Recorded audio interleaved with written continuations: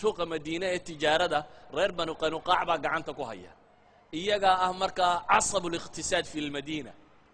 lafdhabarta dhaqaale ee magaalada madiine ka jirta iyagaa ah wuxuu leeyahay aniga magaalada meesha laga baac mushtareeyo nige raallina ahaw magaalada halkii laga baac mushtareynaya cabdiraxmaan ibnu cawf la tusa waa tegay suuqii tijaarad mudaaraba samsara wuxuu sameeyeyba magaaladii buu dhex galay maalmo kadib isagoo dhalaalaya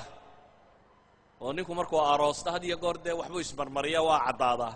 isagoo markaa dhalaalaya buu nebiga ku soo baxay calayhi salaatu wasalaam dabeetana nebigu wuxuu ku yidhi maxaa isbeddelay xaggee wax ka dhaceen baa la yidhi cabdiraxmaan ibnu cawfow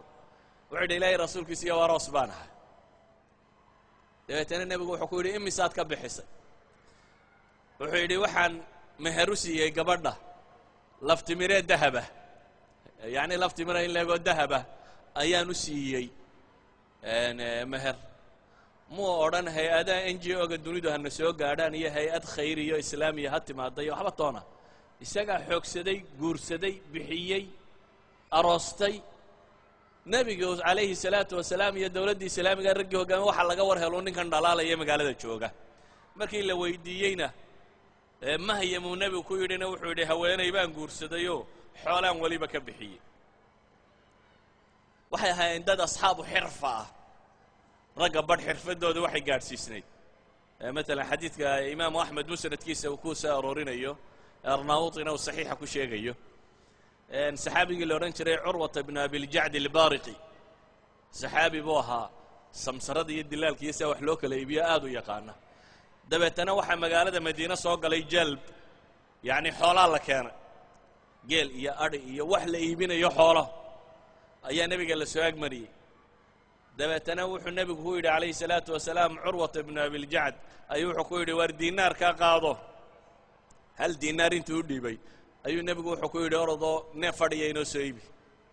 diinaarkiibuu soo qaaday dabeetana xoolihii buu baabaayacay waa waday laba neef buu diinaarkiisii siistay nebigu neefun buu yidhi soo iibi waxaana la filayey diinaarku inuu neefun marketka markaa suuqa ka jooga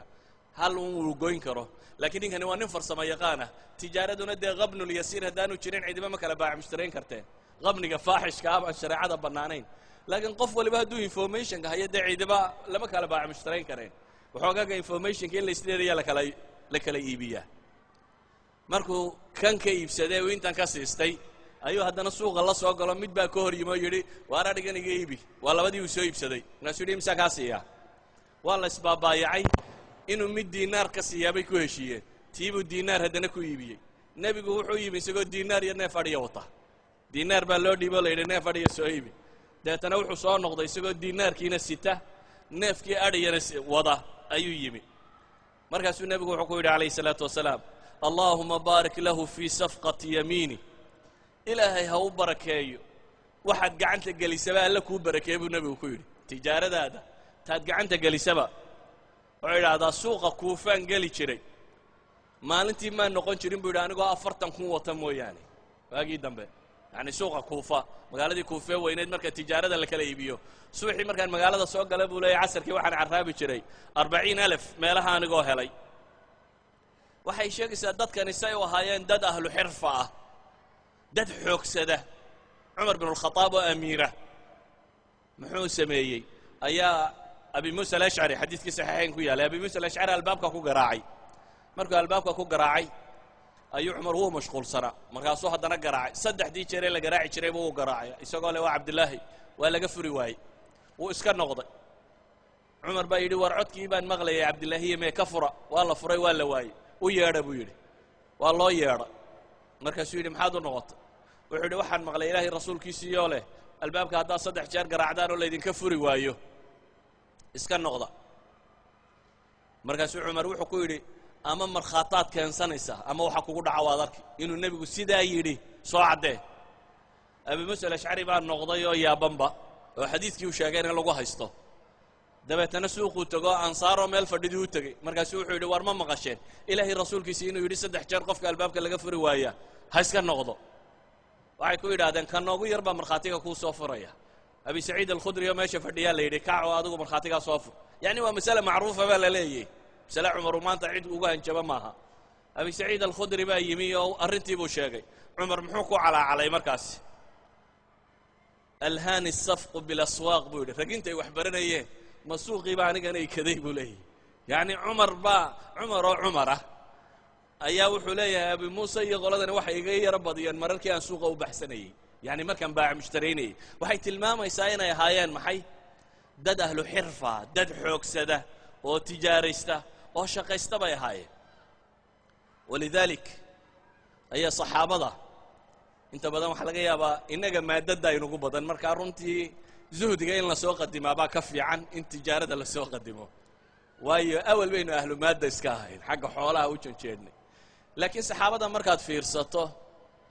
weliba markaad fiirsato raggii u waaweynaaye qudwada ahaa maalqabeennay wada ahaayeen casharati almubashiriin eeg abu bakar cumar cuثmaan طalxa zubayr cabdiraxmaan ibnu cawf sacd ibn abi waqaas kutubu taraajum ma akhrideen mid waliba xooluu ka dhintay cidna ma weydiiseen abi bakar isaga dadku waa iska wada yaqaanaa inuu taajirba markii hore ahaa maalintii hijrada oo qura yacni 5,000 buu diyaariyey inay ku hijroodaan isaga iyo nebigu calayhi salaatu wasalaam abi bakar nin taajiro carbeed oo macruuf oo la yaqaan buu ahaa laakiin marka aan saxaabada u fiirsanno waxaa la tilmaamaa cumar ibnu alkhataab maalintuu dhintay dhimanayay wasaayaadkiisii waxaa ka mida bay yidhaahdaan wuxuu dardaarmay 40,000 in cid dardaaran loo siiyo asxaabi siyar wataraajum waxay soo arooriyaan xasan albasri baa la weydiiye waxaa la yidhi oo ma ulukii maalkiisa intaa gaadhayay baa la yidhi waxay qariibsadeenoo malaa 40,000 waa uluثu maalihigii bay yidhaahdeen markaasu wuxuu ku yidhi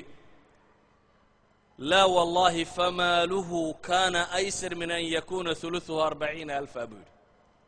maya wallaahi xoolihiisu waa ka hanisanaa bay leeyihin cumar nin uludkiisu 40 noqdo bal asxaabu siyar waxay sheegayaan cumar ibnu alkhataab markuu dhintay carruurtiisa inamadiisa mid waliba wuxuu dhaxlay bay yidhaahdaan 100,000 in ah 100,000 likulli ibnin carruurtiisa ka mid ah ee waxaa laga yaabaa buu leeyahay in yar uun inay ka mid ahayd oo wasiyo uu dardaarmay cuثmaan isaga dee taariikhda waynu wada naqaanaa nin maalqabeena baynu ahaa jeyshulcusra oo qura tabuuk maalintuu ciidanka intuu diray oo qura waad garan kartaa طalxa saxaabada wuxuu ahaa ku caanbaxay waxbixinta naanaystiisa waxaa la odhan jiray طalxat alfayaad طalxihii burqanayay baa la odhan jiray burqade wuxuu burqanaya waa xoolo waa waxbixin waxay idhahdaan baac mushtarkiisu wuxuu ahaan jiray qulladiisu maantii intuu soo faa'iido ilaa 1,000 diinaar buu maalintii soo heli jiray bay yidhahdaan 1,000 diinaar ma taqaanaa waa 4 kiilo iyo badh dahaba wax ku dhadhow ayuu maalintii soo heli jiray 1,000 diinaar yani halka diinaar waa 4.25 grams waa wax yacni 4 kiilo iyo rubuca inuu maalintii soo helo waxaa lagu tilmaamayaa say asxaabu siyarku wariyaan mucaawiyata bn abi sufyaan baa wuxuu ku yidhi muusa bnu طalxa ayuu wuxuu ku yidhi aabbahaa imisuu ka dhintay markaasuu wuxuu yidhi taraka 2,000 dirham wa 200,000 dirham min afida ama dahab fakhalafa 200,000 diinaar wuxuu yidhi marka la eego fidada 2,000 waa 2 milyan 2 milyan iyo 200 oo kun oo fida ah silvara buu ka dhintay buu leeyay dirham dahabkana 200,000 diinaar 200 oo kun oo diinaar kunka diinaar hadduu 4 kiilo yahay 200 oo kun waa imise kiilo 1,000 diinaar hadduu 4 kiilo yahay 200 oo kun waa imise kiilo bay noqonaysaa xisaabiya idinku mucaawiya markaa wuxuu yidhi caasha xamiidan shariifan wamaata shahiidan buu ku tilmaamay zubayr ibnu alcawaam waxaa la yidhaahdaa xoolihii iyo dhulkii uu ka tegay beerihiisi iyo wixiisii markii la iibiyey oo ay inamadu hayeen 4 sannadood baa la naadinayay ciddii dayn ku lahayd nin taajira oo xoolo badan le buu ahaa saa daraaddeed dad badani ku xidhan yihiin cid allaaliya ciddii wax igu lahaydaa soo xaadirta buu yidhi dabeetana 4 sannadood baa la naadinayey dadkii daymaha ku lahaa in daymaa la siiyo kadib waxay idhaahdaan 50 milyan oo dirham lacaga buu ka tegey bay ku tilmaamaan